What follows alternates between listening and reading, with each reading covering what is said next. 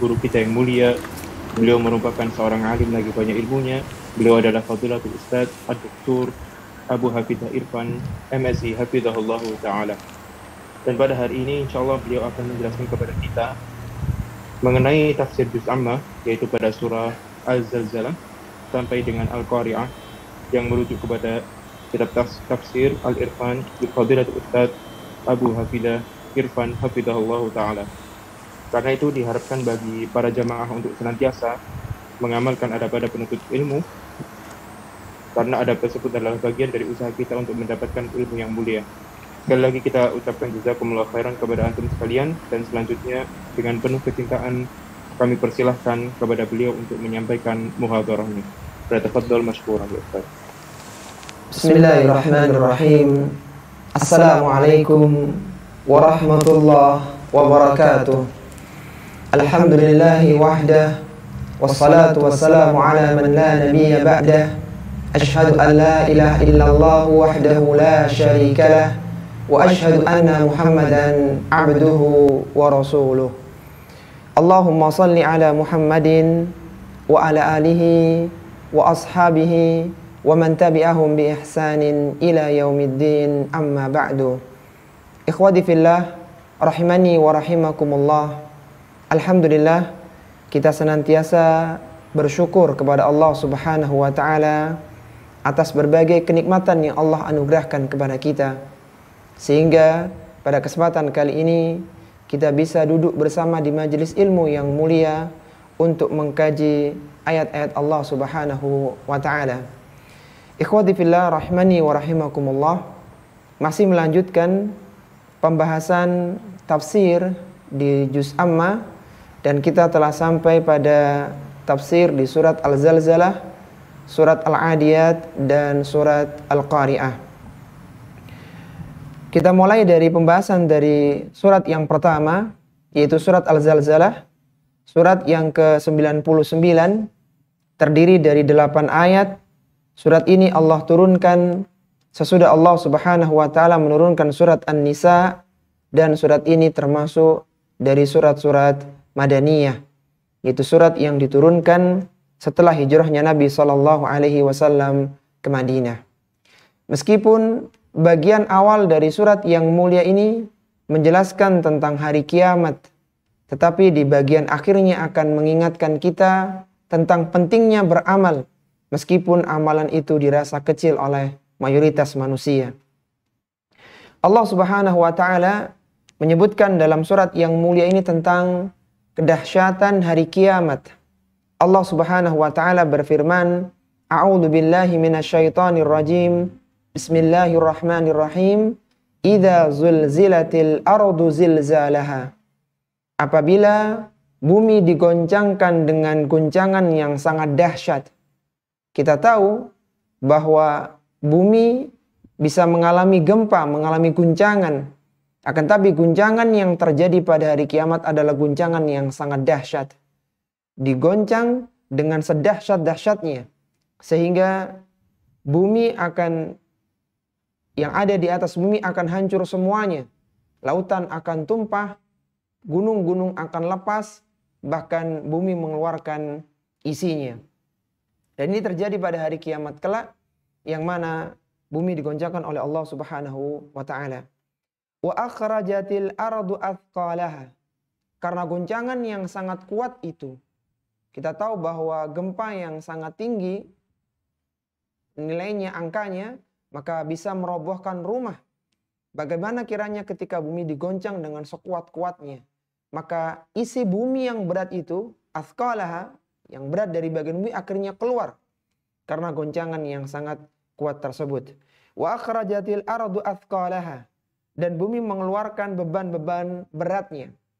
Para ulama-ulama tafsir menyebutkan tafsiran tentang athqalaha secara umum dalam 2 tafsiran mereka. Yang pertama, yang dimaksud dengan athqalaha, bumi mengeluarkan beban-beban beratnya karena diguncang dengan sedemikian kerasnya. Yang pertama adalah bumi mengeluarkan orang-orang yang telah mati yang ada di dalamnya. Jadi orang yang mati itu keluar untuk dibangkitkan. Kemudian sebagian yang lainnya itu menjelaskan bahwa bumi akan mengeluarkan harta-harta yang terpendam, baik itu emas, perak, dan yang lainnya, yang dulu barang-barang itu dicari oleh manusia dengan berbagai usahanya. Hal ini sebagaimana diriwayatkan dari sahabiyun jalil, dari sahabat yang mulia Abu Hurairah radhiyallahu taala anhu. Rasulullah sallallahu alaihi wasallam bersabda, "Taqiul ardu aflada kabidiha, amthala ustuwani minadz-dzahabi wal fiddah." Bumi mengeluarkan isi perutnya seperti tiang-tiang dari emas dan dari perak. Fayaji'ul qatil, maka datanglah seorang pembunuh. Fayaqulu, dia mengatakan, fi hadza qataltu. Dia mengatakan, gara-gara rebutan emas dan perak inilah aku dulu itu membunuh. Wayaji'ul qati, datanglah orang yang memutuskan silaturahmi. Fayaqulu fi hadza qata'tur rahmi. Dia mengatakan, karena hal ini, karena rebutan emas dan perak, aku memutuskan hubungan silaturahmi. Wayaji'us sarik, dan datanglah seorang pencuri. Fayaqulu, dia mengatakan, fi hadza quti'at yadi. Gara-gara rebutan emas, gara-gara mencuri emas dan perak, dipotonglah tanganku. Tsumma yada'unahu fala ya'khuduna minhu syai'an. Kemudian mereka meninggalkan emas dan perak yang keluar, yang berada di atas bumi itu, dan tidak ada sedikit pun dari yang ada itu diambil oleh mereka. Jadi kondisi bumi ketika diguncangkan oleh Allah Subhanahu wa taala dengan demikian kerasnya, maka bumi mengeluarkan beban-beban beratnya seperti orang-orang yang sudah meninggal dunia, dan diantaranya adalah barang-barang tambang seperti emas, perak yang dulu banyak dicari oleh manusia. Ketika bumi dalam kondisi yang seperti itu, maka Allah Subhanahu wa taala menggambarkan kondisi manusia. Wa qalal insanu ma laha. Maka manusia akan bertanya, manusia mengatakan malaha. Mengapa bumi menjadi seperti ini? Bukankah dulu bumi itu tenang, bisa dihuni, bumi bisa menjadi tempat tinggal di atasnya, tapi sekarang bumi bergoncang dengan demikian kuatnya. Fa yauma idzin tuhadditsu akhbaraha. Pada hari itu bumi menceritakan beritanya, yaitu bumi menjadi saksi atas apa yang dilakukan oleh manusia di atas permukaan bumi. Kita tahu bahwasannya Allah Subhanahu wa taala akan menjadikan beberapa makhluknya menjadi saksi atas perbuatan mereka. Misalnya tangan, kaki akan menjadi saksi atas perbuatan manusia. Sebagaimana Allah Subhanahu wa taala berfirman, "Al-yauma nakhtimu ala afwahihim wa tukallimuna aydihim wa tashhadu arjuluhum bima kanu yaksibun." Kata Allah Subhanahu wa taala, pada hari kami tutup mulut-mulut mereka, yaitu pada hari kiamat. Al-yauma nakhtimu ala afwahihim wa tukallimuna aydihim, dan berbicara tangan-tangan mereka, wa tashhadu arjuluhum, dengan disaksikan oleh kaki-kaki mereka, bima kanu yaksibun, dengan terhadap apa yang telah mereka usahakan. Dan di antara yang menjadi saksi pula adalah bumi. Bumi akan menceritakan apa yang dilakukan oleh manusia, baik itu berupa kebaikan maupun berupa keburukan. Bumi akan menceritakan bahwasanya di sini dulu orang pernah melakukan ini, di tempat ini orang pernah melakukan itu, maka bumi menceritakan kondisinya. Maka di antara yang dilakukan oleh Nabi Shallallahu Alaihi Wasallam untuk memperbanyak saksi bumi adalah dengan berbeda jalan antara jalan berangkat dengan jalan pulang ketika sholat Id.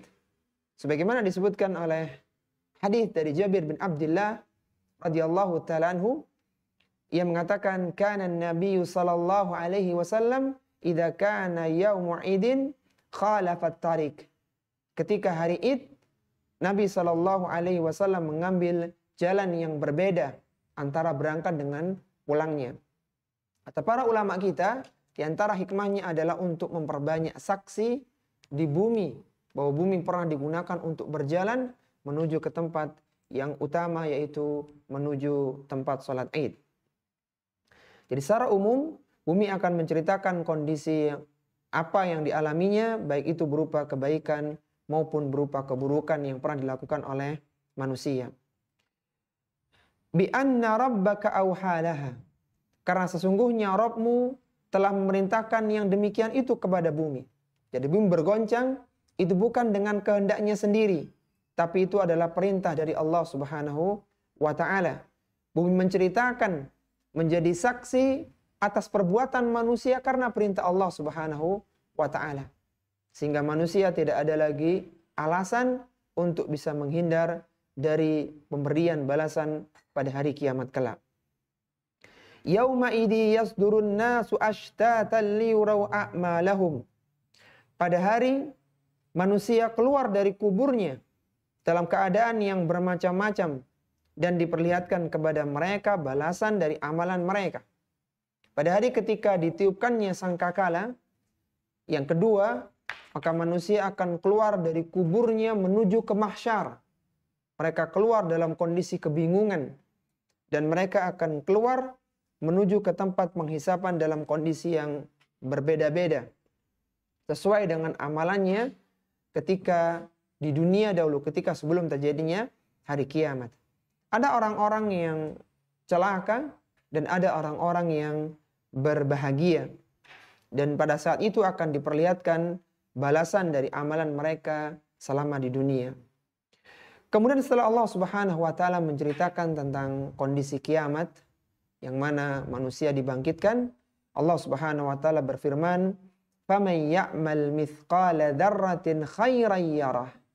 Barang siapa yang melakukan satu kebaikan yang sangat kecil, yaitu seberat dzarrah, maka yarahu, niscaya dia akan melihatnya pada hari kiamat. Di mana dia melihatnya? Dia akan melihatnya di kitab catatan amalannya. Bahwa amalan yang dilakukan itu meskipun kecil, meskipun sederhana, tapi ditulis oleh Allah Subhanahu wa taala. Sebagaimana disebutkan dalam ayat yang lain, la yughadiru saghiratan wala kabiratan illa ahsaha. Bahwa kitab catatan amal itu tidak meninggalkan perkara yang besar dan tidak meninggalkan perkara yang kecil kecuali ia menulisnya. Maka hendaknya seorang muslim tidak meremehkan kebaikan meskipun kebaikan itu kecil. Seperti misalnya ketika bertemu dengan saudaranya dengan wajah yang ceria, dengan senyuman yang hangat, maka ini merupakan kebaikan. Karena seorang akan menjadi berbahagia ketika melihat saudaranya tersenyum tersebut. Rasulullah SAW bersabda, "La tahqiranna minal ma'rufi syai'an walau an talqa akhaka biwajhin talqin." Kata Nabi SAW, janganlah kalian meremehkan kebaikan meskipun kecil, meskipun kalian bertemu dengan saudara kalian dengan wajah yang ceria. Hanya senyum, hanya modal wajah yang cerah, yang ceria, ini bisa menambah kebaikan untuk seseorang. Dan itu akan tercatat di kitab catatan amalan kita. فَمَنْ يَعْمَلْ مِثْقَالَ ذَرَّةٍ خَيْرًا يَرَاهُ. Orang siapa yang melakukan kebaikan meskipun kecil, meskipun tidak besar, akan tapi dia akan melihat pahalanya, akan melihat tulisannya di kitab catatan amalannya. Sehingga Rasulullah SAW juga pernah bersabda, "Ittaqun nara walau bisyiqqit tamrah." Takutlah kalian kepada neraka dengan bersedekah meskipun hanya secuil kurma. Jadi kurma tidak utuh satu, tapi dicuil. Itu ketika disedekahkan maka pahalanya pun akan tertulis di kitab catatan amalan. Maka dahulu para sahabat, mereka menganggap bahwasanya amalan-amalan yang diperhitungkan hanyalah amalan yang besar, sedekah yang nilainya besar, yang bisa bermanfaat banyak untuk orang lain. Tapi ketika turun ayat yang mulia ini, "Faman ya'mal mithqala dzarratin khairan yarah," maka mereka melakukan amalan-amalan meskipun kecil, meskipun sederhana. Kemudian yang berikutnya, Allah Subhanahu wa taala menutup firman-Nya, "Wa may ya'mal mithqala dzarratin syarran yarah." Demikian pula barang siapa yang melakukan keburukan meskipun hanya sebesar dzarrah, sebesar semut yang sangat kecil, niscaya dia akan melihatnya pada hari kiamat. Di mana dia melihatnya? Yaitu di kitab catatan amalannya. Jika seorang melakukan keburukan dan ia adalah seorang yang mukmin, orang yang beriman dan bertauhid, maka masih ada kemungkinan Allah Subhanahu wa taala akan mengampuni dosanya. Allah akan memaafkan keburukannya. Karena dengan tauhidnya, dengan imannya, bisa jadi Allah Subhanahu wa taala mengampuni dosa-dosa dan kesalahannya tersebut. Sebagaimana dikatakan oleh Abdullah bin Abbas, seorang sahabat pakar tafsir yang wafat tahun 68 Hijriah di Taif. Beliau mengatakan, "Laisa mu'min wala kafirin amalun khairan aw syarran fid dunya." Tidaklah ada seorang mukmin atau orang kafir, melainkan mereka pernah melakukan kebaikan atau melakukan keburukan di dunia. Illa arahu Allahu iyyahu yaumal qiyamah. Kecuali Allah akan tampakkan pada pelakunya pada hari kiamat kelak. Baik itu mukmin atau kafir, dia akan melihat amalannya pada hari kiamat kelak. Fa ammal mu'min, adapun orang yang beriman, fayura hasanatuhu wa sayyi'atuhu, dia akan melihat catatan kebaikan dan catatan keburukannya. Fayaghfirullahu sayyi'atuhu wa yuthibuhu bihasanatihi. Kemudian amalan keburukannya diampuni oleh Allah Subhanahu wa taala, sedangkan kebaikannya itu dibalas oleh Allah Subhanahu wa taala dengan pahala.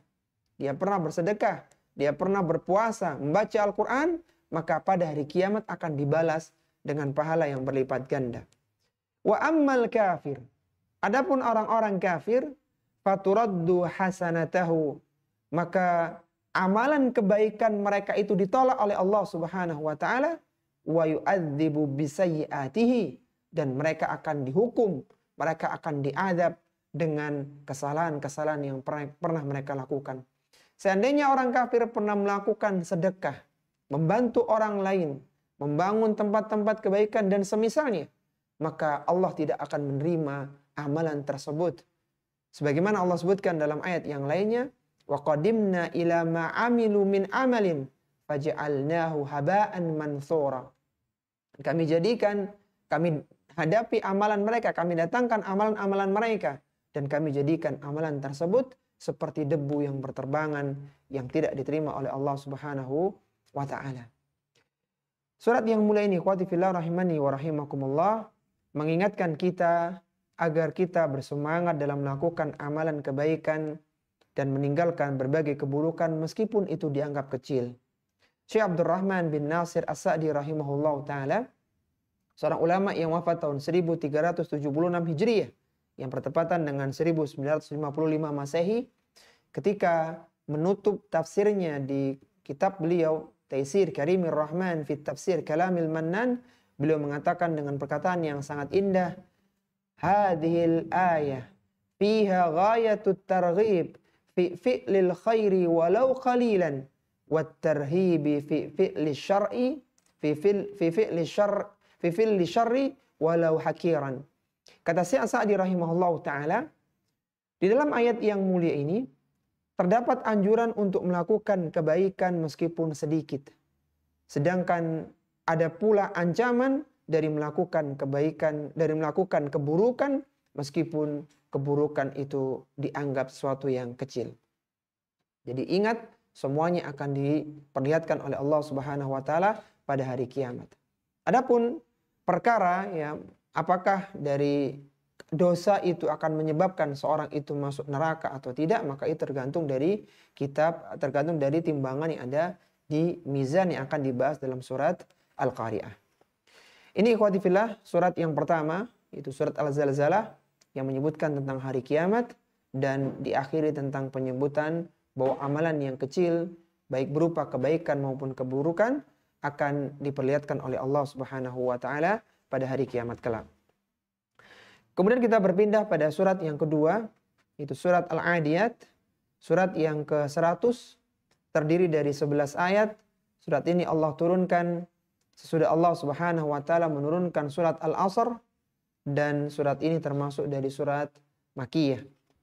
Dalam surat Al-Adiyat ini Allah Subhanahu wa taala bersumpah dengan kuda Kemudian Allah Subhanahu wa taala akan menyebutkan tentang beberapa keutamaan kuda yang tidak dimiliki oleh binatang-binatang yang lainnya.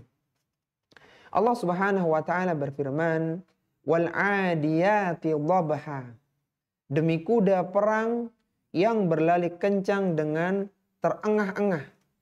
Itu kuda perang, dia berlari dengan sangat kencangnya, masuk dalam barisan musuh, ikut berjihad di jalan Allah Subhanahu wa taala dengan terengah-engah. Itu karena kelelahan, karena larinya yang sangat kencang. Yang mana kuda ini ikut membantu kaum muslimin di dalam berjihad di jalan Allah Subhanahu wa taala.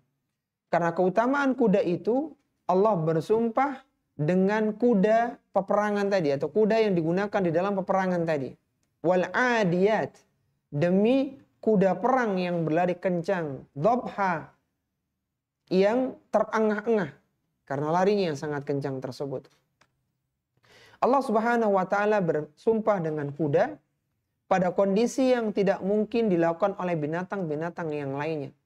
Di antara kelebihan kuda dari binatang-binatang yang lain, kuda memiliki kelincahan yang sangat luar biasa, kecepatan yang sangat tinggi, dan biasanya kuda digunakan sebagai kendaraan ketika berperang, ketika berjihad di jalan Allah Subhanahu wa taala. Dan jihad adalah amalan yang utama.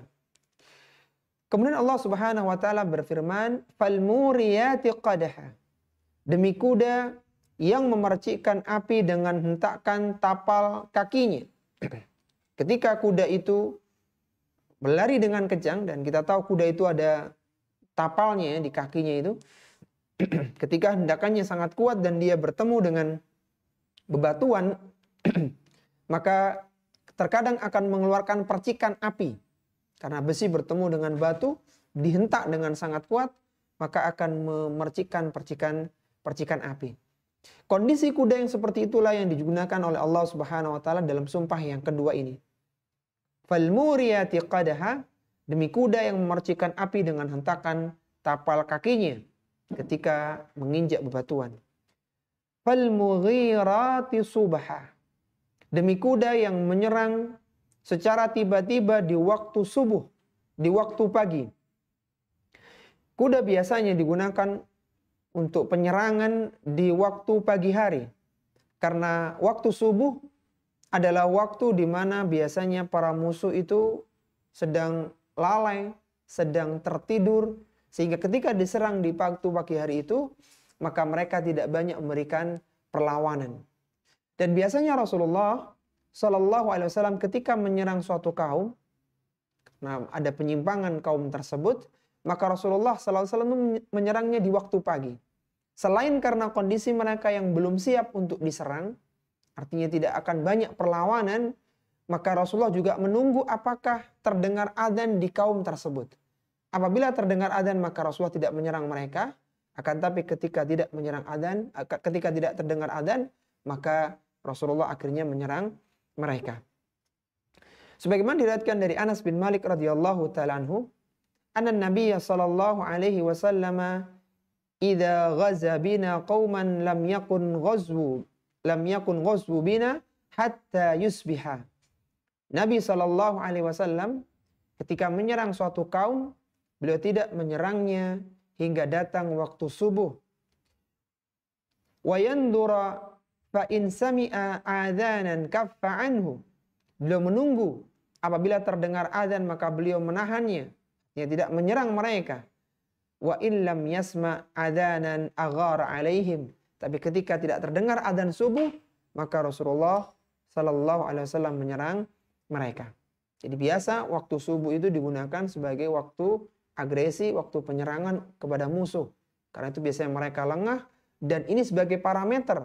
Kalau terdengar adzan bagi mereka adalah seorang yang beriman sehingga tidak diserang, akan tapi ketika tidak terdengar adzan maka berarti mereka bukan orang-orang yang beriman sehingga bisa dilakukan penyerangan.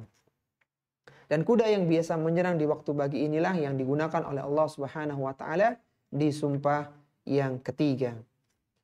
Kemudian Allah Subhanahu wa taala berfirman, fa'atharuna bihi naq'a.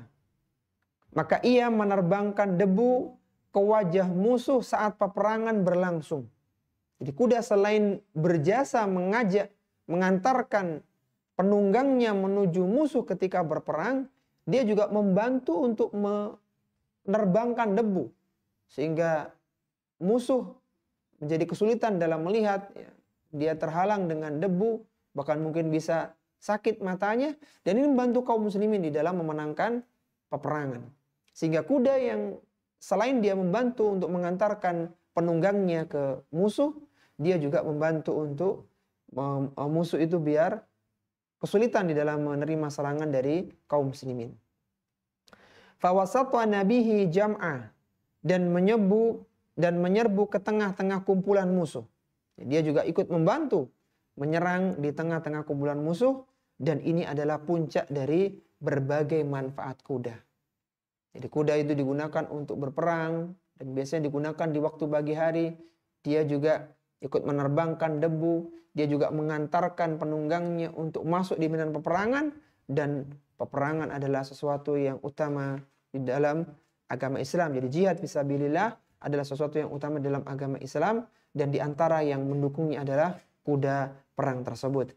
Sehingga kuda perang ini memiliki kebaikan hingga hari kiamat.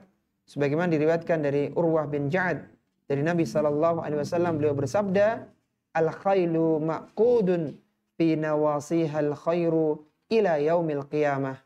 Pada ubun-ubun kuda perang terdapat kebaikan hingga hari kiamat.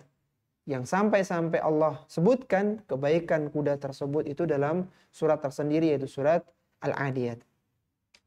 Setelah Allah Subhanahu wa taala menyebutkan tentang kuda, ya, Allah bersumpah dengan kuda perang yang demikian luar biasanya, maka Allah Subhanahu wa taala beralih kepada manusia. Kalaulah kuda tadi itu berusaha ikut andil dalam peperangan, membantu kaum muslimin dalam berjihad, maka sifat-sifat yang akan disebutkan setelah ayat-ayat ini adalah tentang sifat-sifat yang kurang terpuji dari sebagian manusia. Allah Subhanahu wa taala berfirman, "Innal insana lirabbihi lakanud." Sesungguhnya manusia sangat ingkar kepada Rabb-nya. Mereka ingkar terhadap nikmat-nikmat dari Allah Subhanahu wa taala. Allah telah berikan rizki kepada mereka. Allah cukupkan kebutuhan mereka, tapi mereka justru bertambah sombong dan lari dari kebenaran. Beda dengan kuda tadi. Ketika dia dibesarkan, dipelihara, maka dia bermanfaat untuk membantu dalam berjihad.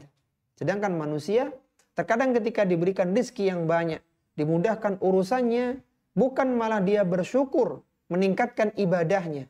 Tapi sebagian dari manusia itu justru malah sombong, malah ingkar kepada Allah Subhanahu wa ta'ala. Wa innahu ala dzalika lasyahid.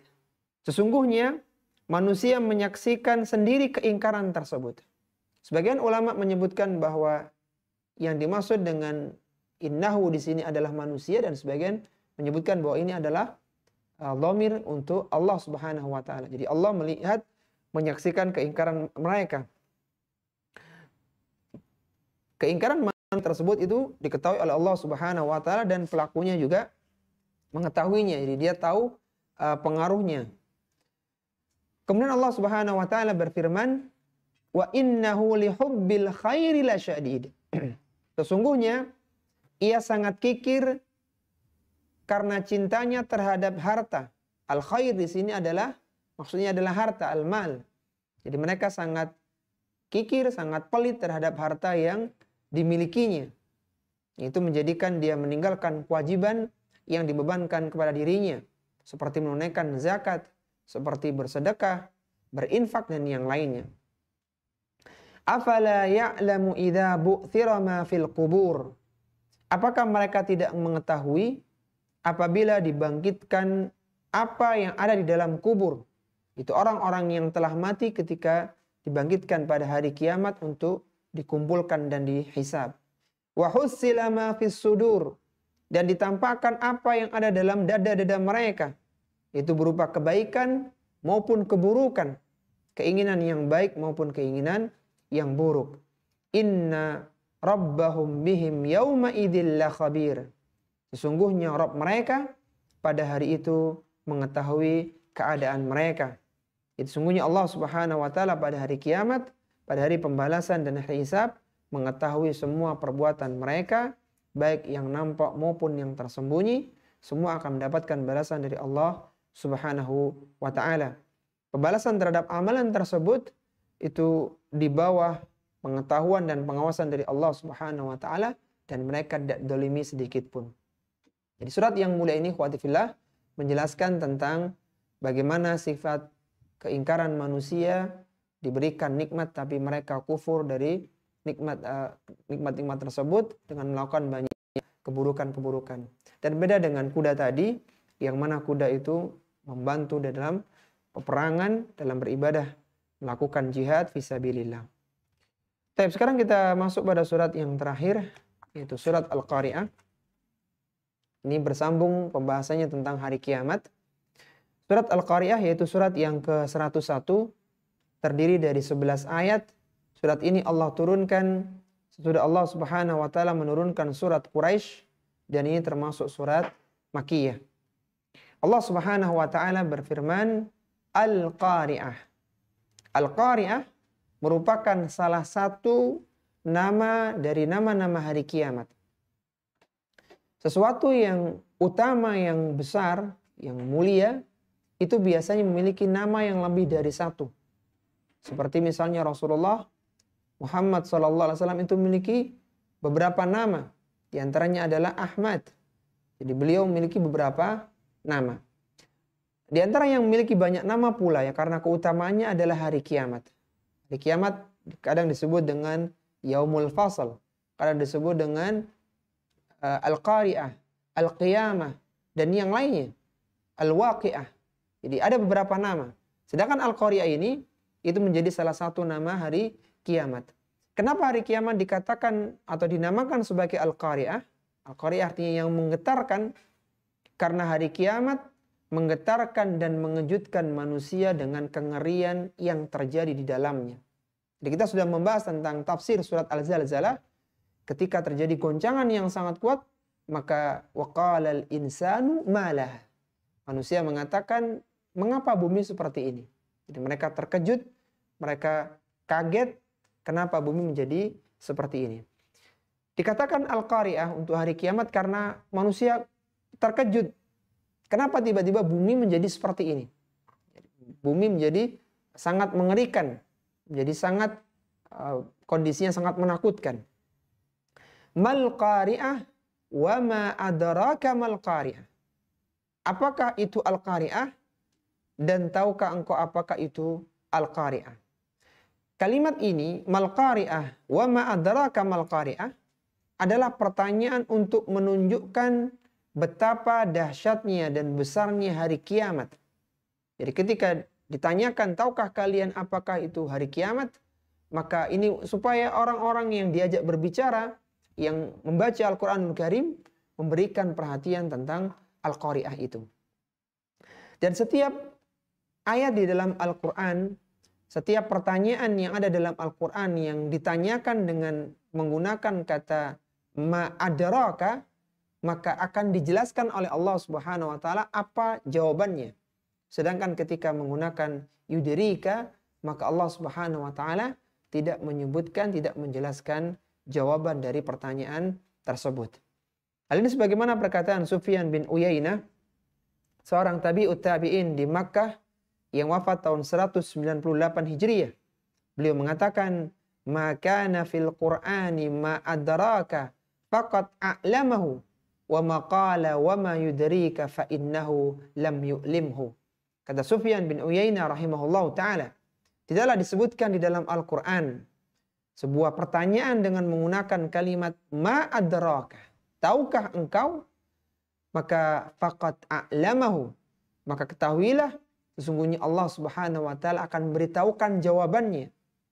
Wa maqala wa ma yudrika, akan tapi ketika Allah bertanya dengan mengatakan wa ma yudrika fa innahu lam yu'limhu, maka ketahuilah bahwasanya Allah Subhanahu wa taala tidak akan memberitahukan jawabannya. Ketika Allah Subhanahu wa taala bertanya mal qari'ah wa ma adraka mal qari'ah, Al-Qari'ah, apakah itu Al-Qari'ah? Maka Allah datangkan jawabannya. yauma yakunun nasu kal farashil mabthus. Pada hari di mana manusia seperti anai-anai yang berterbangan. Pada hari manusia berterbaran ke sana kemari karena kebingungan menghadapi huru-hara yang sangat menakutkan, sehingga mereka berterbangan seperti anai-anai, seperti serangga yang bertebaran. Mereka bingung. Laut tumpah, bintang gemintang jatuh, bumi bergoncang demikian kuatnya, maka mereka bingung mencari tempat perlindungan. Jadi seolah-olah mereka seperti serangga, seperti aneh-aneh yang bertebangan ke sana kemari. Itu kondisi manusia yang sangat kecil, yang sangat lemah. Kemudian bagaimana kondisi gunung? Wa takunul jibalu kal'ihnil manfush. Dan gunung-gunung seperti bulu yang dihamburkan. Kalau dalam surat Al-Zalzalah tadi itu bumi mengeluarkan athqalaha, beban-beban beratnya, manusia sudah mati itu keluar, kemudian emas, perak, tambang itu keluar dari dalam bumi, maka gunung-gunung tercerabut. Gunung-gunung berterbangan seperti bulu-bulu yang dihamburkan. Sehingga tidak ada lagi bagian bumi yang tinggi menjulang. Setelah Allah Subhanahu wa taala menyebutkan tentang kondisi kiamat secara ringkas dalam surat Al-Qari'ah ini, maka Allah Subhanahu wa taala menyebutkan tentang kondisi kiamat pada kondisi akhirat. Allah Subhanahu wa taala berfirman, fa amma man thaqulat mawazinu. Adapun orang-orang yang berat timbangan kebaikannya, itu nanti pada hari kiamat akan ada mizan, akan ada timbangan, dan timbangan itu jumlahnya hanya satu. Sedangkan yang ditimbang, yang naik di atas timbangan itu ada 3 hal. Yang pertama adalah orang yang beramal, kemudian yang kedua adalah amalannya, yang ketiga adalah suhuful amal, yaitu kitab catatan amalan. Dan timbangan mizan pada hari kiamat itu memiliki 2 daun timbangan. Memiliki 2 daun timbangan. Nah, orang-orang yang berat timbangan kebaikannya, yang dimaksudkan dalam ayat yang ke-6 ini, fa amma man taqlat mawazinu fahuwa fi 'ishatir radiyah. Maka dia akan berada dalam kehidupan yang memuaskan. Jadi kembali lagi bahwa mizan itu disebutkan di dalam ayat-ayat Al-Quran dengan bentuk jamak.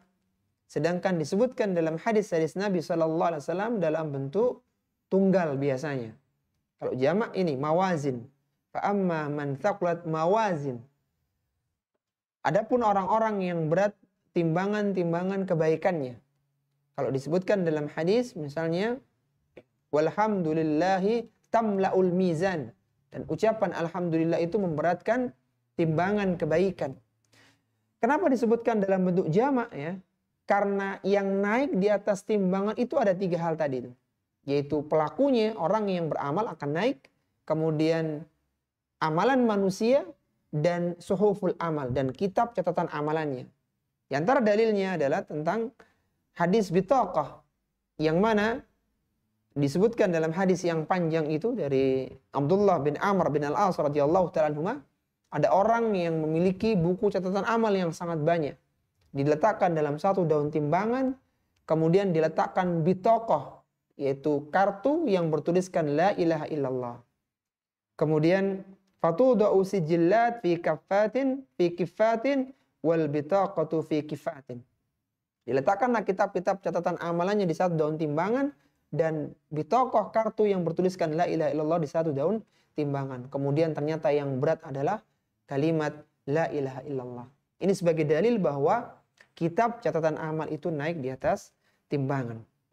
Dan disebutkan dalam bentuk tunggal ya, dalam hadis-hadis tadi. Ini karena jumlah timbangan itu hanya 1 saja. Sehingga terjadi antrian yang sangat panjang pada hari kiamat kelak. Tapi bersambung dengan surat Al-Zalzalah tadi, orang yang telah melakukan amalan kebaikan atau melakukan amalan keburukan akan tertulis dalam kitab catatan amalannya. Tapi apakah orang yang melakukan keburukan pasti masuk neraka? Jawabannya belum tentu. Karena nanti akan ada fase berikutnya, yaitu mizan. Bisa jadi orang melakukan 1 amalan keburukan atau beberapa amalan keburukan, tapi ternyata kebaikannya jauh lebih banyak. Maka orang yang seperti ini dia tidak merasakan siksaan di neraka. Ya, tergantung hasil dari mizan tersebut. Fahuwa fi 'isyatir radiyah. Orang yang berat timbangan kebaikannya, maka dia akan mendapatkan kehidupan yang memuaskan di surga, yang tidak ada kesusahan, tidak ada keributan, tidak ada keletihan, dan kenikmatan di dalamnya sempurna dari semua sisinya. Wa amma man khaffat mawazinu. Adapun orang-orang yang ringan timbangan kebaikannya, yaitu karena banyak keburukannya. Dia punya amalan kebaikan, tapi ternyata keburukannya jauh lebih banyak. Padahal kita tahu ya, amalan kebaikan 1 dilipat gandakan menjadi 10 kali lipat. Akan menjadi 700 kali lipat, bahkan berlipat-lipat. Sedangkan dosa itu tetap 1. Maka kata Abdullah bin Mas'ud, sungguh celaka orang yang keburukan yang hanya dihitung 1 ternyata bisa mengalahkan kebaikan yang dihitung 10. Jadi kalau ada orang itu yang punya amalan kebaikan dan ternyata dosanya lebih banyak, padahal kebaikan 1 dilipat gandakan 10 sampai 700 bahkan lebih dari itu, sedangkan dosanya lebih banyak, maka ini adalah orang-orang yang merugi sekali. Di orang-orang yang berat timbangan keburukannya, itu ringan timbangan kebaikannya, fa ummuhu hawiyah, maka tempat kembalinya adalah hawiyah. Allah Subhanahu wa taala menyebutkan dengan kalimat ummuhu, ibunya. Orang-orang yang ringan timbangan kebaikannya, maka ibunya tempat kembalinya itu hawiyah. Jadi anak kecil ya, biasanya kalau dia menangis, dia butuh sesuatu, maka dia akan lari ke ibunya. Dan ibu itu akan memeluknya, akan merangkulnya, melindunginya. Seperti itulah orang-orang yang sedikit amalan kebaikannya, maka tempat kembalinya itu di hawiyah. Sehingga hawiyah akan memeluknya, akan memegangnya, akan merangkulnya dan tidak melepaskannya. Dan hawiyah ini adalah neraka. Neraka yang sangat panas, yang mana neraka ini juga sangat dalam sekali. Dasar dalamnya neraka itu berjarak sekitar 70 tahun. Jadi dari ujung sampai ke dalamnya sekitar 70 tahun. Sebagaimana diriwayatkan dari Abu Hurairah radhiyallahu ta'ala anhu, ia berkata, "Kunna ma'a Rasulillah sallallahu alaihi wasallam." Suatu ketika kami bersama dengan Rasulullah sallallahu alaihi wasallam. Idh sami'a wajbatan. Tiba-tiba kami mendengar sesuatu yang jatuh. Faqala Nabi sallallahu alaihi wasallam. Maka Nabi sallallahu alaihi wasallam bertanya, "Atadruna ma hadha?" Tahukah kalian suara apa itu? Qala qulna Allah wa rasuluhu a'lam. Para sahabat mengatakan Allah dan Rasulnya yang lebih mengetahuinya. Qala hadha hajarun rumiya bihi finnar mundu sab'ina kharifan. Fahuwa yahwi finnaril an hatta intaha ila qa'riha. Kata Nabi SAW, suara itu, suara seperti barang jatuh itu adalah sebuah batu yang dilemparkan ke dalam neraka. Sejak 70 tahun yang lalu dia terus terbang, dia terus turun ke bawah. Sampai sekarang dia baru mencapai dasarnya. Dan neraka hawiyah adalah neraka yang sangat dalam sekali. Neraka yang sangat panas dan sangat dalam sekali. Kemudian Allah Subhanahu wa taala kembali bertanya, "Wa ma adraka ma hiya?" Tahukah kalian apakah itu hawiyah tersebut? Ini untuk menarik perhatian orang yang membaca. Itu dijelaskan oleh Allah Subhanahu wa taala, narun hamiyah. Jadi hawiyah itu selain dalam juga dia merupakan api yang sangat panas yang mencapai puncaknya bahkan 70 kali lipat dari api dunia. Sebagaimana Rasulullah sallallahu alaihi wasallam bersabda, "Narukum juz'un min sab'ina juz'an min nari jahannam." Api kalian hanyalah satu bagian dari 70 bagian dari api neraka jahannam. Qila ya Rasulullah in kanat lakafiyah. Kata para sahabat, satu aja sudah sangat panas wahai Rasulullah. Qala fuddilat alaihinna bitis'atin wa sittina juz'an kulluhunna mithlu harriha. Maka Allah akan melipat gandakan panasnya daripada api dunia 69 kali lipat yang masing-masing bagiannya itu memiliki panas yang sama. Jadi bukan hangat kemudian agak panas kemudian panas, tapi dari awal sudah sangat panas, sangat panas, sangat panas dengan panas yang sangat puncak sekali. Inilah ikhwati fillah rahimani wa rahimakumullah. tafsir dari surat Al-Qari'ah yang menyebutkan tentang gambaran hari kiamat, dan ditutup dengan penjelasan tentang mizan, tentang timbangan amalan kebaikan. Ketika orang itu berat timbangan kebaikannya, maka dia akan beruntung dengan masuk ke dalam surga. Tapi ketika dia ringan timbangan kebaikannya dan berat amalan keburukannya, maka dia akan kembali di hawiyah, neraka yang sangat dalam dan sangat panas. Wal'iyadzubillah. Ini yang bisa kita bahas di sesi yang pertama ini. Kalau ada hal yang ingin didiskusikan, dipersilahkan. Wassallallahu ala nabiyyina Muhammadin wa ala alihi wa sahbihi wasallam.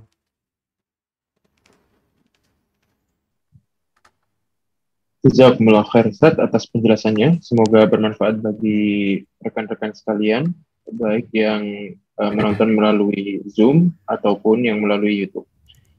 Kita memasuki sesi tanya jawab Ustaz. Sebelum itu kita beritahukan kepada para jamaah sekalian yang hendak bertanya bisa melalui kolom komentar di YouTube Surabaya Mengaji ataupun di YouTube Lorong Paradisa, atau bisa melalui kolom komentar di Zoom bagi yang mengikuti kajian melalui Zoom. Lanjut ke pertanyaan pertama Ustaz. Ahsanallahu ilaikum ya Ustaz. Penanya bertanya, berkaitan dengan seseorang beramal, bagaimana pandangan antum seseorang yang suka menceritakan amalan-amalannya di masa tua Ustaz, setelah dirinya melalui masa-masa muda yang penuh dengan amalan-amalan? Baik, Silakan. Masya Allah. Baik, pertanyaan yang bagus ya untuk mengawali sesi kedua ini. Bagaimana kiranya kalau ada orang yang dia menceritakan amalan-amalannya yang pernah dilakukannya di waktu muda atau di masa yang sebelumnya. Allah Subhanahu wa taala menyebutkan kepada kita orang-orang yang beriman agar tidak membatalkan amalan-amalan kita. Allah Subhanahu wa taala berfirman dalam Al-Qur'an, "Ya ayyuhalladzina amanu la tubtilu ya ayyuhalladzina amanu, wahai orang-orang yang beriman, atiullaha wa atiur rasul wa la tubtilu a'malakum." Taatilah Allah dan Rasulnya dan janganlah kalian batalkan amalan-amalan kalian. Pembatalan amalan itu terbagi menjadi dua. Yang pertama adalah membatalkan amalan ketika amalan itu dilakukan. Jadi misalnya ada seorang sholat kemudian tiba-tiba dibatalkan. Ketika seorang itu berpuasa tiba-tiba dibatalkan. Maka kalau itu amalan wajib itu tercela. Atau bahkan dia mendapatkan dosa. Tapi kalau amalan sunnah maka itu makruh hukumnya. Sebagaimana disebutkan oleh Allah Subhanahu wa taala, "Wala tubtilu a'malakum."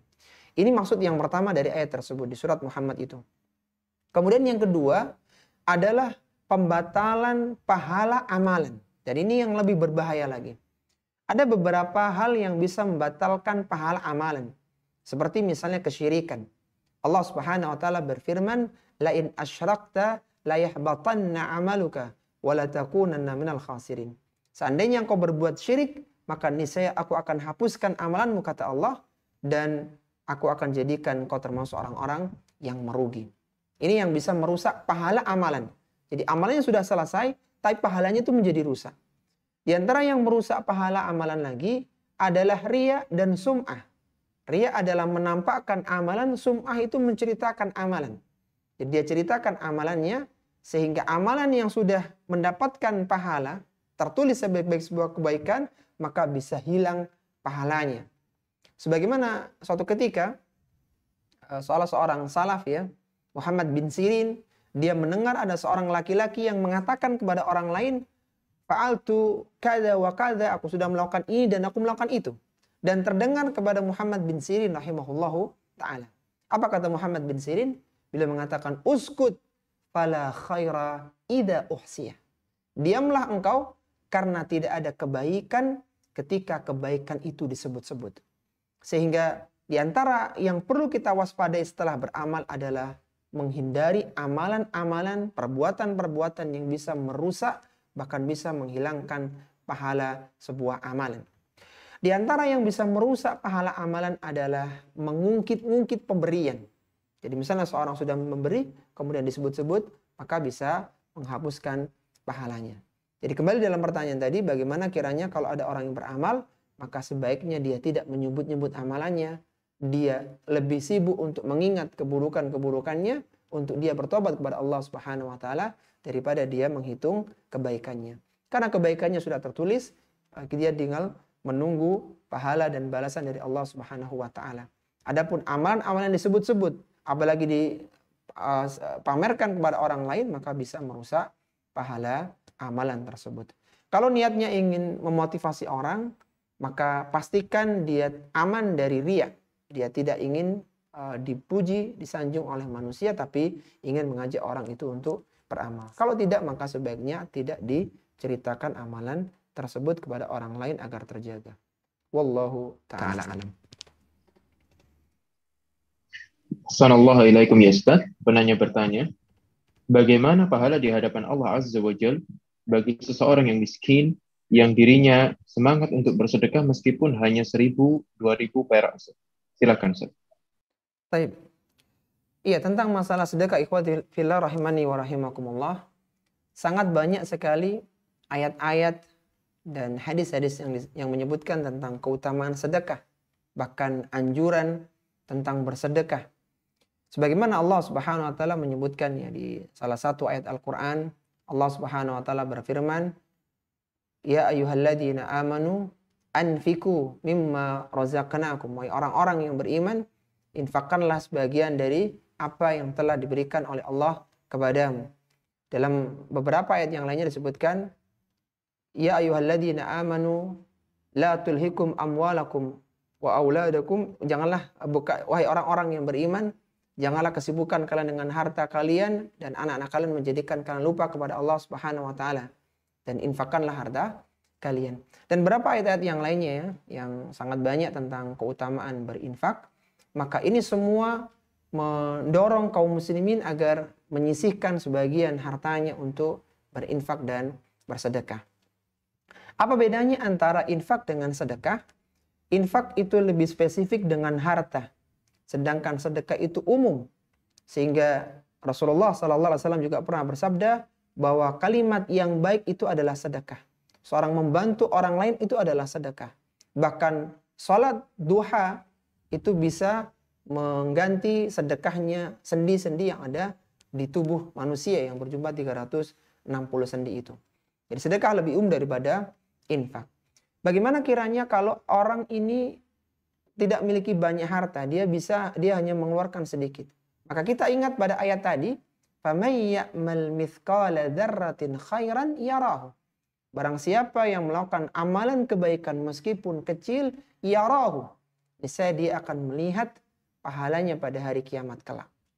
Sehingga jangan melihat kecilnya amalan, tetapi besarnya niat untuk ingin mengamalkan ayat-ayat Allah, ingin membantu orang lain, itu bisa menjadikan besarnya sebuah amalan yang tampak kecil. Apa kata Abdullah bin Mubarak? "Wa rubba amalin kabirin tusahhiruhu niyah." Kata Abdullah bin Mubarak rahimahullah ta'ala, betapa banyak amalan yang besar, amalan yang kecil menjadi besar karena niatnya, dan betapa banyak amalan yang tampak besar tapi menjadi kecil karena niatnya. Orang yang hanya berinfak 1.000, tapi karena dia ikhlas, dia cari dengan jerih payah uang tersebut diberikan kepada orang yang tepat, maka bisa bernilai besar sedekah yang hanya 1.000 itu dibandingkan orang yang sedekah 1 juta tapi karena ingin disanjung oleh orang lain dan semisalnya. Jadi kembali lagi bahwa jangan melihat kecilnya amalan, tapi luruskan niat, ikhlaskan niat, maka insya Allah akan menjadi besar di sisi Allah Subhanahu wa ta'ala. Ingat bahwa dulu di zaman Bani Israel ada seorang wanita bezina, sebagaimana kisah yang sangat masyhur, dan dia dijadikan oleh Allah Subhanahu wa ta'ala keluar dari kubangan neraka, yaitu dia menjadi ahlu surga hanya gara-gara memberi minum seekor anjing yang kehausan. Sesuatu yang kecil tapi bisa menyelamatkan dia dari neraka Allah Subhanahu wa ta'ala. Jadi jangan melihat kecilnya sedekah, tapi ketika itu kebaikan maka hendaknya seorang berusaha untuk melakukannya, luruskan niat, insya Allah akan menjadi besar pahalanya di sisi Allah Subhanahu wa ta'ala. Wallahu ta'ala alam. Assalamualaikum ya Ustaz. Penanya bertanya, sampai kapan batas seorang hamba bisa bertaubat Ustaz? Bagaimana jika seseorang sampai masa tuanya melakukan kemaksiatan, misalnya menggunakan jimat, bermain dengan nomor-nomor togel, meninggalkan sholat dan selainnya, dan dia hendak bertaubat. Apakah diterima taubatnya, Ustaz? Silakan, Ustaz. Taib. Allah Subhanahu wa taala berfirman dalam Al-Qur'an, dan panggilan firman Allah tersebut adalah panggilan yang terakhir di jajaran ayat-ayat tentang ya ayyuhalladzina amanu. Allah Subhanahu wa taala memanggil orang-orang yang beriman, ya ayyuhalladzina amanu tubu ilallahi taubatan nasuha. Dalam surat At-Tahrim. Wahai orang-orang yang beriman, bertaubatlah kalian kepada Allah dengan taubatan nasuha. Apa itu taubatan nasuha? Taubatan nasuha adalah seorang itu berhenti dari kemaksiatan saat itu juga. Dia menyesali dosa yang telah dilakukan di masa lalu, dan dia berazam, bertekad kuat untuk tidak mengulanginya di masa yang akan datang. Kalaulah dia melakukan dosa yang berkaitan dengan manusia, dia ambil barang orang, dia hutang tidak dikembalikan, maka dia selesaikan urusannya dengan manusia tersebut. Ini taubatan nasuha. Sampai kapan pintu taubat ini terus terbuka? Sampai ruhnya berada di kerongkongan. Ketika dia sudah sakaratul maut, ruh itu ditarik dari ujung kepala sehingga akan hilang, akan terangkatlah ruh dari kaki, paha, perut sampai ke kerongkongan. Ketika di kerongkongan seorang mau bertobat, maka itu sudah sangat terlambat. Ini yang pertama. Jadi terlambatnya taubat ketika datangnya sakaratul maut, ketika ruh seorang berada di kerongkongan. Kemudian terlambatnya atau tertutupnya pintu taubat ketika terbitnya matahari dari barat. Sebagaimana disebutkan oleh Allah Subhanahu wa taala dalam Al-Qur'an tentang kondisi manusia ketika terjadi hari kiamat. Ketika mereka melihat matahari terbit dari tempat terbenamnya dari barat, maka mereka semua beriman. Mereka yakin bahwa ini adalah hari kiamat, tapi keimanan mereka sudah tidak berlaku lagi. Kecuali orang-orang yang beramal sebelum hari itu. Tapi ketika dia baru beramal, baru bertobat saat itu, maka tidak terima oleh Allah Subhanahu wa taala. Inilah dua waktu terakhir seorang itu diterima taubatnya, itu meninggal dunia atau terjadi hari kiamat. Dan sebelum datang dua waktu tersebut, maka kapanpun, siang atau malam, seorang yang bertaubat kepada Allah Subhanahu wa taala dengan taubat yang benar, dengan taubat nasuha, niscaya Allah Subhanahu wa taala akan mengampuni dosa-dosanya. Taubat yang bersungguh-sungguh.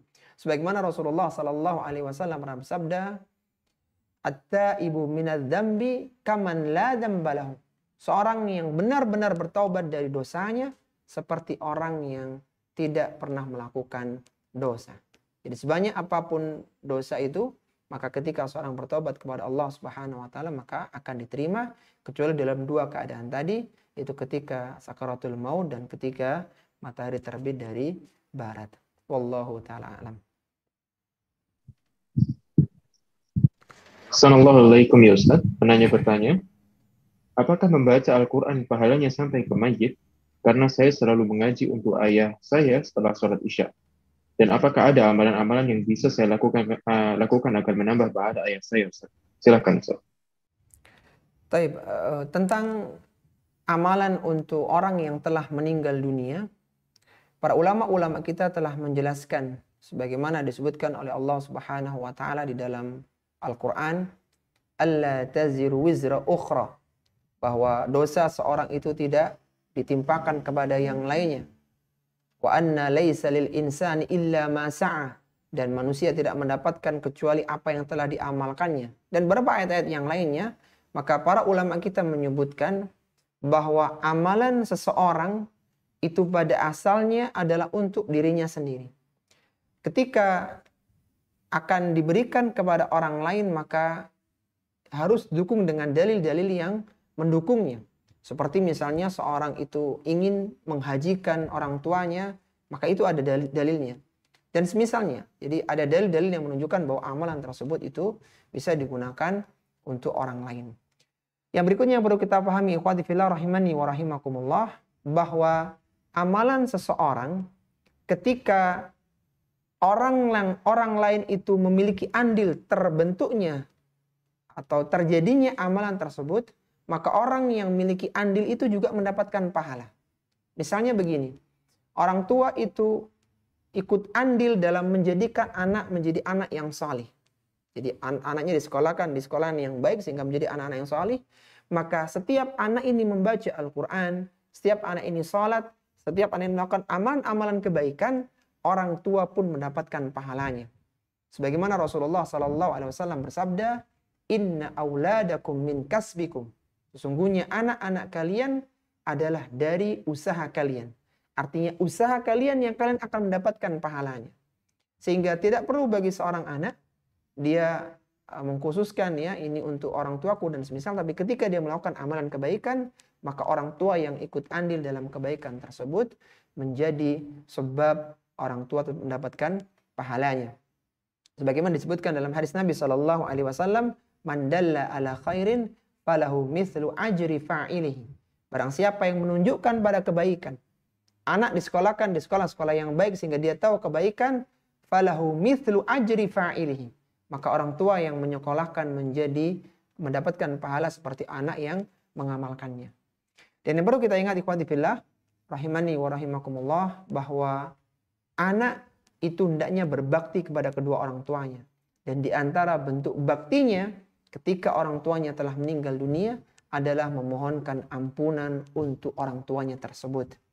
Disebutkan dalam hadis yang diriwayatkan oleh Imam Ahmad ibnu Hanbal dalam musnadnya, yang mana Rasulullah SAW menceritakan tentang ada seorang yang diangkat derajatnya tinggi di surga. Kemudian dia bertanya kepada Allah Subhanahu wa taala, bagaimana mungkin aku bisa diangkat derajatku setinggi ini ya Allah? Kemudian Allah Subhanahu wa taala berfirman, bistighfari waladika laka. Ini semua karena istighfar, permohonan ampun anakmu kepadamu. Jadi derajat orang tua naik derajatnya di surga karena istighfar anaknya. Dan ini merupakan bentuk bakti seorang anak kepada kedua orang tuanya, terutama yang sudah meninggal dunia. Wallahu ta'ala alam. Ahsanallahu alaikum ya Ustaz. Penanya bertanya, keadaan saat kiamat adalah hal yang paling tidak diinginkan oleh umat muslim. Apakah yang tersisa orang-orang yang tidak beriman? Dan jika seperti yang diketahui tanda-tanda kiamat kecil, berarti zaman yang kita jalani akan semakin kembali ke zaman jahiliyah dan yang semua kembali kepada Allah Subhanahu wa taala sebelum kiamat. Apakah orang yang beruntung, Ustaz? Silakan. Baik, tentang kondisi manusia yang ada saat hari kiamat disebutkan dalam hadis Nabi SAW, la taqumus sa'ah illa min syirarin nas. Tidak akan tegak hari kiamat kecuali di seburuk-buruk manusia. Disebutkan dalam hadis yang lain bahwa manusia-manusia akhir zaman yang mengalami atau mendapati hari kiamat yaitu orang yang melakukan perzinaan di tengah jalan, ya sampai orang yang paling baik mengatakan hendaknya engkau melakukannya di balik tembok. Jadi ada nas-nas dalil yang menyebutkan bahwa kiamat itu terjadi bagi seburuk-buruk manusia. Dan disebutkan dalam hadis-hadis yang lain, misalnya tidak akan tegak hari kiamat sampai seorang tidak mengatakan Allah, Allah. Ya, ketika ada kalimat itu maka tidak akan tegak hari kiamat. Ini menunjukkan bahwa orang-orang yang mendapati hari kiamat, yaitu terbitnya matahari dari barat bahkan sampai hancurnya bumi, maka itu adalah seburuk-buruk manusia. Adapun orang-orang yang tidak mengalaminya, artinya yang meninggal sebelum kejadian itu, bahkan nanti sebelum hari kiamat akan ada angin yang mendatangi orang-orang yang beriman yang akan menyusul mereka meskipun mereka berada dalam gua sehingga mewafatkan mereka semuanya. Maka apakah mereka semuanya orang baik? Secara umum ya tergantung amalannya. Ada orang-orang yang baik dan ada juga orang-orang yang buruk. Tapi yang akan mendapati hari kiamat besok adalah orang-orang yang paling buruk amalannya yang disebutkan oleh Allah Subhanahu wa taala dan Rasulnya dalam nas-nas dalil yang ada. Wallahu taala alam. Assalamualaikum ilaikum ya Ustaz. Penanya bertanya, saya pernah mendengar hadis dari sahabat yang mulia Ali bin Abi Thalib radhiyallahu an tentang ketika seorang wanita menangis karena kezaliman seorang lelaki, maka malaikat akan mengutuk setiap langkah lelaki itu. Apakah hadis ini dhaif ya Ustaz? Jika dhaif, bukankah ada juga hadis yang menyatakan wajibnya memuliakan perempuan, yang mana Rasulullah SAW bersabda, sebaik-baik kalian adalah yang paling baik terhadap istrinya. Bagaimana pandangan antum tentang hal ini, Ustaz? Silakan, Ustaz. Iya, tentang hadis tadi ya, wallahu taala alam, kita perlu mengecek lagi di kitab-kitab para ulama ya. Dan wallahu taala alam, ana belum mengetahui derajat hadis tersebut sehingga perlu dicek lagi. apakah itu hadis yang dhaif atau yang masih bisa digunakan sebagai hujjah. Wallahu taala a'lam.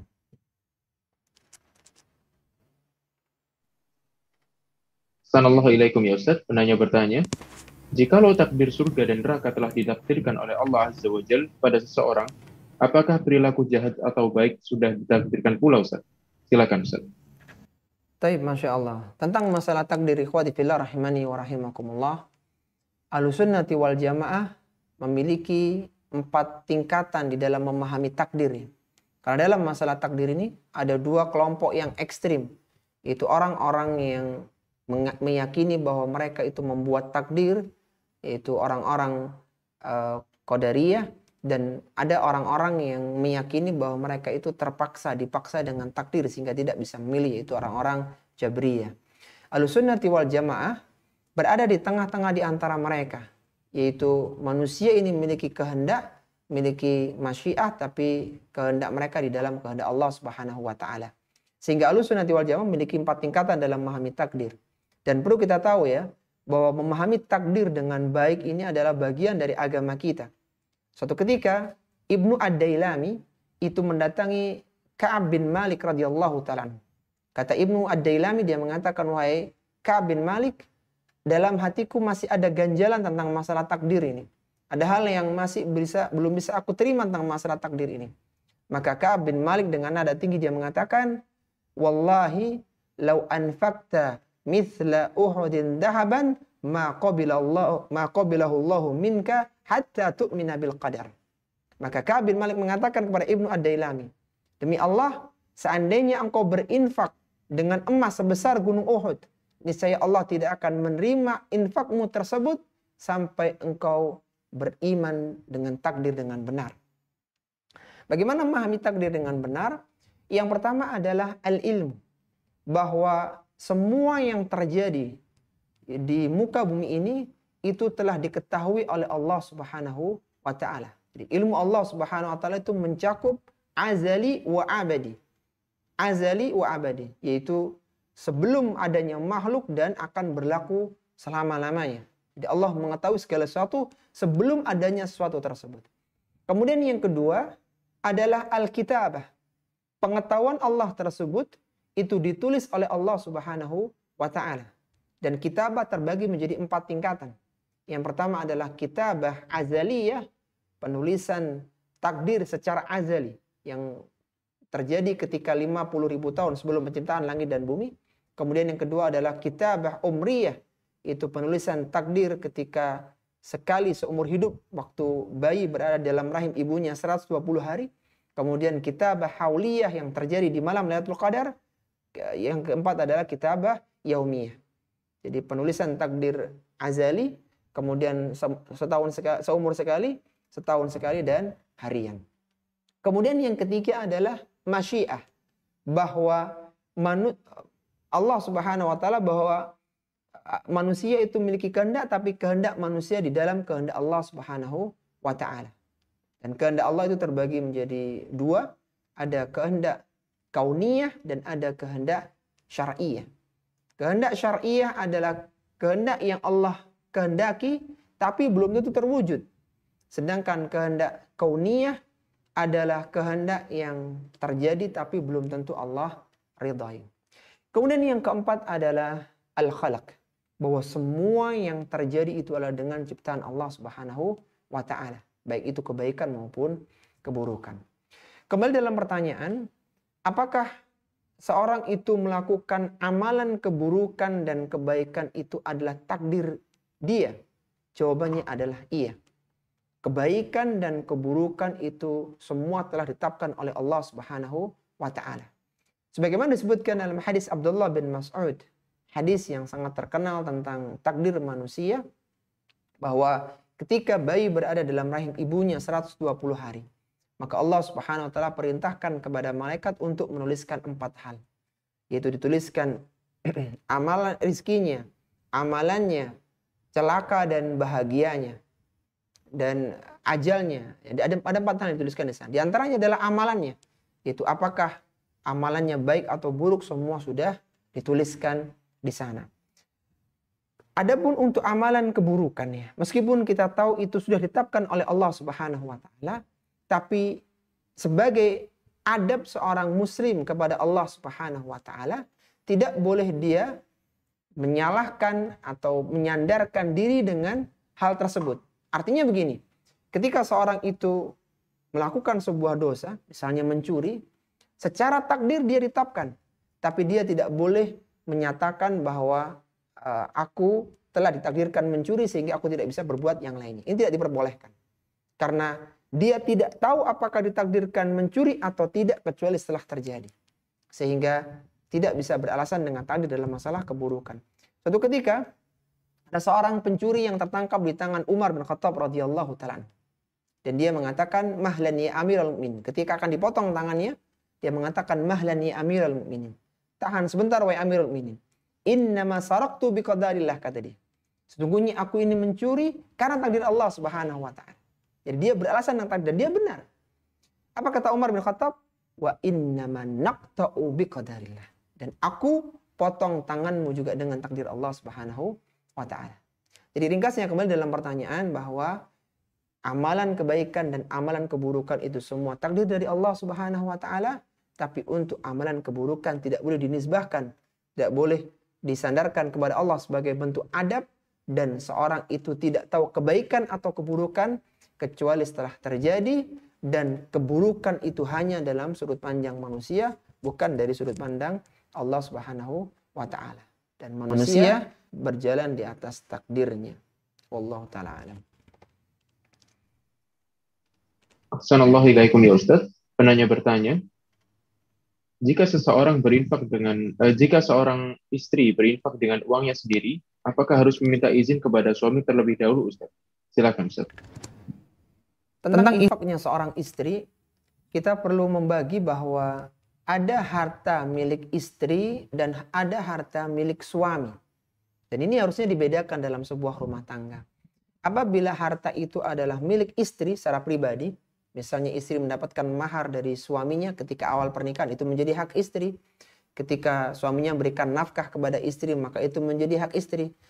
Atau dia mendapatkan uang dari orang tuanya. Intinya ketika itu adalah hartanya istri, maka istri tidak perlu izin kepada suami untuk mengalokasikannya.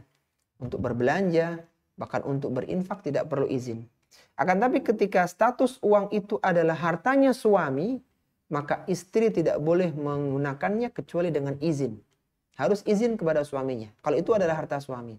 Bagaimana izinnya? Izinnya dengan dua cara. Bisa dengan lisan, dengan ucapan, atau dengan perbuatan. Ya, misalnya dia tanya kepada suaminya, wahai suamiku, aku mengambil uangmu yang ada di saku, apakah diperbolehkan atau tidak?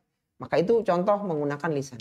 Ada dengan menggunakan perbuatan, misalnya dia tahu bahwa suaminya ini nggak terlalu peduli dengan uang-uang receh yang ada di kantong sakunya misalnya. Ada uang 1.000, 5.000, 10.000, bahkan 100.000 mungkin dia nggak terlalu pikirkan. Dia tahu suaminya nggak akan tanya, bahkan dia pernah mengatakan bahwa apakah aku boleh mengambil, dia katakan silakan kalau ada. Jadi izin dengan keadaan ini pun boleh. Jadi dia meyakini bahwa kalau dia mengambil suaminya tidak marah bahkan ridha, maka itu juga boleh dilakukan. Jadi yang jelas bahwa harta terbagi dua. Ada harta milik istri tidak perlu izin. Sedangkan harta milik suami harus dengan izin. Dan izinnya bisa dengan lisan maupun bisa dengan persetujuan. Dengan perbuatan suami. Wallahu ta'ala a'lam. Assalamualaikum ya Ustaz. Penanya bertanya, jika suami istri bersama membangun sebuah perusahaan dan hasilnya sebagian sepakat untuk kami infakkan, bagaimana posisi amalnya Ustaz? Apakah dihitung sebagai amal kita berdua? Dan bagaimana niat yang benar berkaitan dengan hal ini Ustaz? Silakan. Baik, Masya Allah. Iya, tentang masalah harta suami dan istri ya. Yang paling tepat itu adalah dipisah ya, antara harta suami dan harta istri. Meskipun dalam satu perusahaan, satu tempat kerja yang sama. Karena nanti ketika salah satu di antara keduanya meninggal dunia, maka jelas harta yang akan diwarisi oleh yang lain. Misalnya yang meninggal adalah suami, berarti yang menjadi ahli waris salah satunya adalah istri. Sehingga yang dihitung sebagai harta warisan hanyalah harta suami, demikian sebaliknya. Jadi pertama adalah pastikan dulu mana harta suami dan mana harta istri. Jadi misalnya kalau kerjanya si ini maka itu menjadi milik istri, sedangkan kalau yang lainnya maka milik suami. Setelah jelas posisinya seperti ini, maka silakan masing-masing ini berinfak dan bersedekah. Jadi seorang suami berinfak, ya, kemudian bersedekah, demikian pula seorang istri. Bahkan dulu Rasulullah SAW ketika di hari Id, beliau menyampaikan bahwasanya kebanyakan penghuni neraka adalah kaum wanita. Uritun nara wa, aku diperlihatkan neraka dan aku melihat kebanyakan penghuni adalah wanita. Kemudian Rasulullah memerintahkan mereka untuk bersedekah, maka mereka melemparkan gelang, melemparkan kalung kepada Bilal. Jadi ini salah contoh bahwa ketika istri punya uang sendiri, maka dia bisa menginfakkan hartanya sekehendak dia karena itu menjadi miliknya. Tapi ketika masih bersama maka akan menjadi bias. Sehingga yang tepat adalah silakan dipisah dulu, kemudian masing-masing ini mengeluarkan infak, mengeluarkan sedekahnya. Boleh seorang istri ini berinfak bersedekah kepada suaminya, demikian pula sebaliknya. Yang tidak boleh adalah suami berzakat kepada istri. Misalnya suaminya ini punya harta yang mencapai nisab dan haul, kemudian dia mengeluarkan zakatnya kepada istri, maka tidak boleh. Karena istri termasuk orang yang dinafkahi. Tapi kalau istri memiliki harta yang mencapai nisab dan haul, dikeluarkan zakatnya untuk suami, maka ini diperbolehkan. Karena suami tidak harus dinafkahi oleh istri. Yang jelas, meskipun dalam satu rumah tangga, hendaknya ada pemilahan keuangan antara suami dengan istri sehingga amalan di antara mereka menjadi jelas. Wallahu ta'ala a'lam. Jazakumullahu khairan ya Ustaz ala al-muhadaratul jamilah wal ajwibatis syamilah. Insyaallah itu menjadi pertanyaan terakhir dari pertemuan kita kali ini. Sekali lagi kami ucapkan jazakumullahu khairan kepada guru kita yaitu Al-Ustaz Al-Fadil Abu Hafidzah Irfan hafizahullah taala, dan juga kepada lorong paradis yang telah menyempatkan waktunya untuk mengisi kajian di Surabaya Mengaji. Dan saya pribadi sebagai host mengucapkan mohon maaf jika ada kekurangan adab. Semoga Allah mengampuni dosa-dosa kita, orang tua kita, guru-guru kita, dan seluruh kaum muslimin. Dan kita tutup dengan doa kafaratul majlis. Subhanakallahumma wa bihamdika asyhadu an la ilaha illa anta astaghfiruka wa atubu ilaik. Wa sallallahu ala nabiyyina Muhammadin wa ala alihi wa sahbihi wasallam. Wal afu minkum. Wassalamualaikum warahmatullahi wabarakatuh. Waalaikumsalam warahmatullahi wabarakatuh.